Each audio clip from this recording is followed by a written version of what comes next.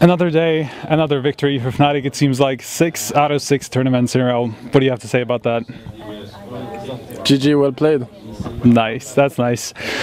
6 tournament win streak. That's something that we haven't seen for a long time. I think ever since NIP had their big streak of their own. New streaks, new records set by Fnatic.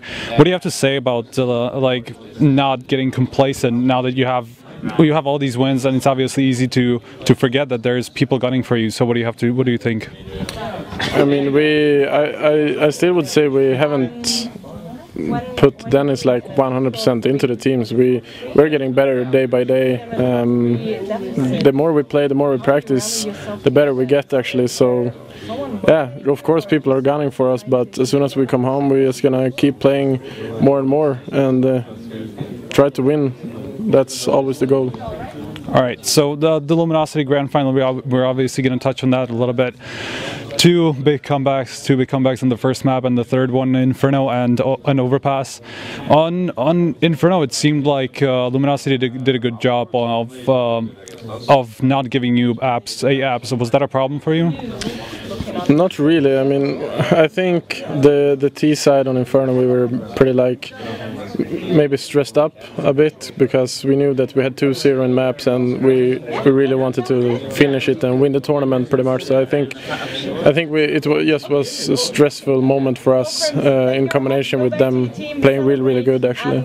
Were you at all surprised with the aggression that they took basically from the start, the first round, rush mid pretty much in the pistol round, and then they just kept the aggression? Do you think that surprised you? Do you think that was a problem in the start before you kind of adapted, I guess?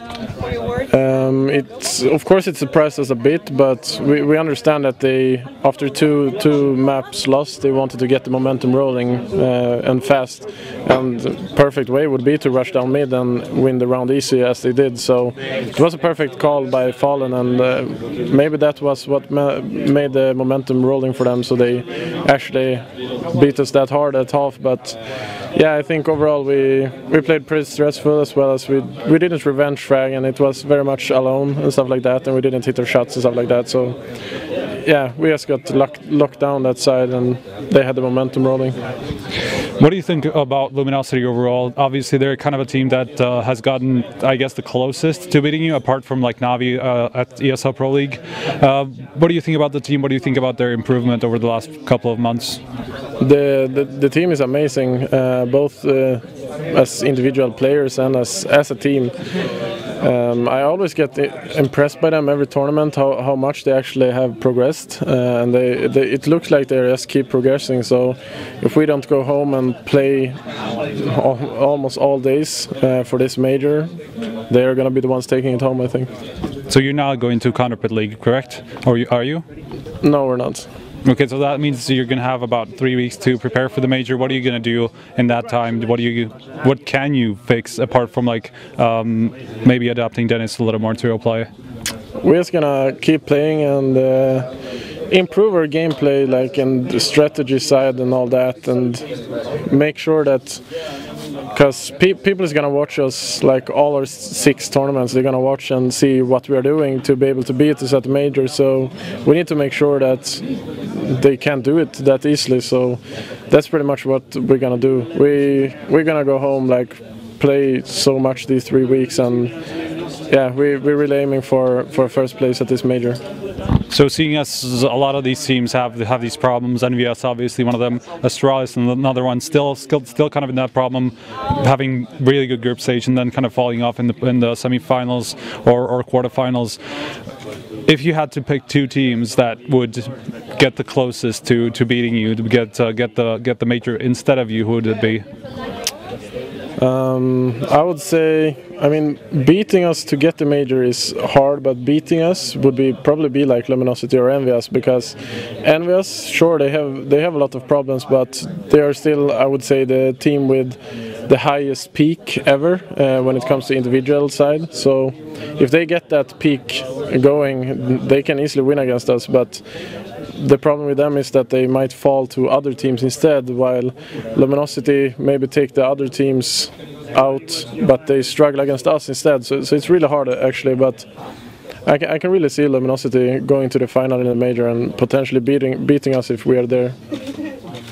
All right, so that's going to be pretty much it. Thank you very much for the interview. Do you have any last words, shout-outs to fans maybe? Thanks to all the fans here in Poland and all the cheers. It was unfortunate that we had to play Virtus Pro so early in the playoffs. So yeah, I feel bad for them actually, because they made so much noise and all that for the home team, and yeah, it must be amazing for Virtus Pro, and I would have loved to see them in the final, but unfortunately the bracket got drawn as it did. So yeah, but it was an amazing crowd here, so a big shout out to them. All right, so now that you're talking about actually, they kind of got behind Luminosity, maybe because it was you who sent Virtus Pro home at first. Did you hear that in the booths, or did you understand that they were kind of against you again? We kind of understand that. I mean, we send home the home team basically. So I understand that they don't start cheering for us instead, and so yeah, we had the feeling, but we don't really hear it or anything like that. We just focus on the game and trying to win the game and take home the title, because that's what matters. Yeah, it is what matters. Thank you very much again. Thank you for your time. So that was the winning interview from IEM Katowice 2016. Stay tuned to hltv.org as we're gonna close out the coverage from the event.